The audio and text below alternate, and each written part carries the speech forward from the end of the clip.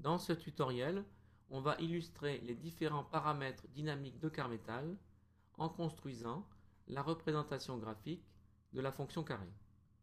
Commençons par faire afficher un repère du plan. Pour tracer la représentation graphique de la fonction carré, on va faire bouger un point le long de cette représentation graphique. La première idée consiste à utiliser un curseur, qui est un élément dynamique naturel. Je glisse donc un curseur sur la fenêtre. Ce curseur s'appelle petit a.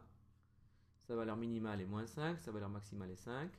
Je vais fixer son pas à une valeur très petite. Ainsi. Je peux ensuite rendre de nouveau la fenêtre active et m'attacher à créer le point qui va décrire la représentation graphique. Il s'agit d'un point qui s'appelle ici grand A. Je vais le renommer grand B pour éviter toute confusion avec le curseur. Et je vais donc lui donner des coordonnées qui dépendent du curseur. Le curseur s'appelant petit a dans une expression, petit a donne directement la valeur du curseur. Comme abscisse pour le point B, je vais donc donner la valeur petit a. Et comme ordonnée, je vais donner la valeur petit a au carré. Voilà, on peut maintenant bouger le curseur pour déplacer le point B, qui décrit bien la courbe de la fonction carré. Pour tracer correctement cette courbe, on va utiliser la trace du point B.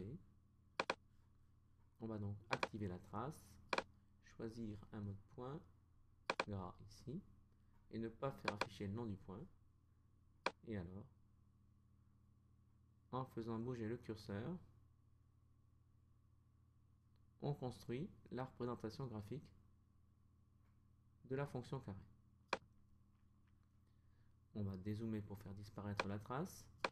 Et maintenant, on va construire cette représentation graphique en utilisant un autre élément dynamique de nature géométrique, à savoir, on va utiliser un point qui va remplacer ici le curseur. Alors, je déplace ce curseur et je sélectionne l'outil point. Et donc, c'est ce point que je vais appeler grand M qui va piloter le point le long de la représentation graphique. Ce point étant dynamique, on va pouvoir utiliser une de ces deux coordonnées. Revenons sur le point qui parcourt la représentation graphique. Pour l'instant, ces coordonnées sont définies à partir du curseur. On va maintenant les définir à partir de l'abscisse du point M en remplaçant petit a par x de M.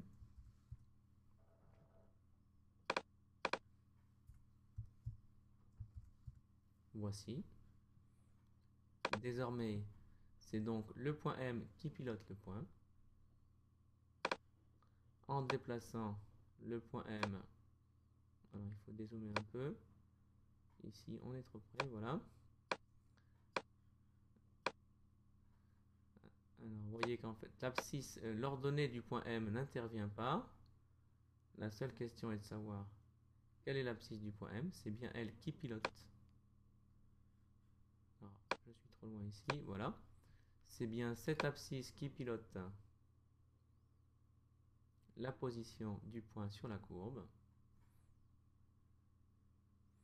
Et donc, le dynamisme du point et la possibilité d'accéder à ces coordonnées me permet ainsi de construire la représentation graphique précédente. Donc voici la méthode avec un point. Alors de la même façon, on va cette fois-ci construire la représentation graphique en utilisant un cercle dont le rayon est dynamique. On choisit donc l'outil cercle de rayon donné, on définit le point et au moment de terminer le cercle, on clique-glisse pour laisser le paramètre. Alors, ce n'est pas ici oui, ce n'était pas la barre de propriété du cercle qui s'affichait, je l'ai fait afficher. comme j'ai cliqué glissé, le rayon est devenu dynamique et peut être modifié ici. Et c'est ce rayon qui va cette fois-ci piloter le point le long de la représentation graphique. Je vais donc aller rechercher le point. Alors, le point M est un peu loin de l'axe OY, bref. Donc voici, je reprends ici ce point et je vais donc remplacer x de m par la valeur du rayon de ce cercle. Clic droit. Alors ce cercle s'appelle C1 dans une expression en utilisant C1, c'est le rayon que l'on obtient. Donc ici, je vais remplacer x de m par C1.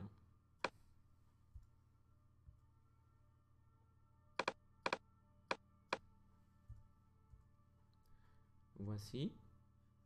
Désormais, c'est donc le rayon dynamique de ce cercle qui pilote le point. Et en modifiant ce rayon, on trace à nouveau la courbe de la fonction carré. Voilà, terminons de la même façon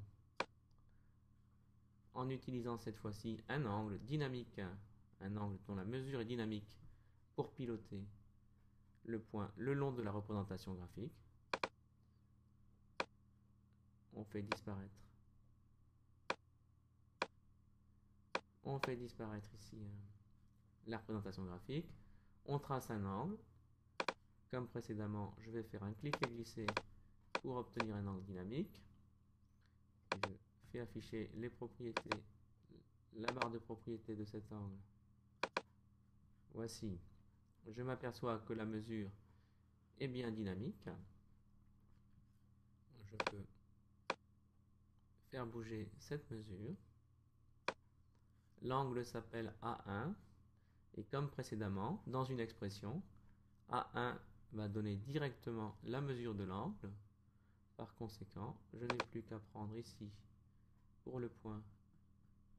Je vais remplacer C1 par A1.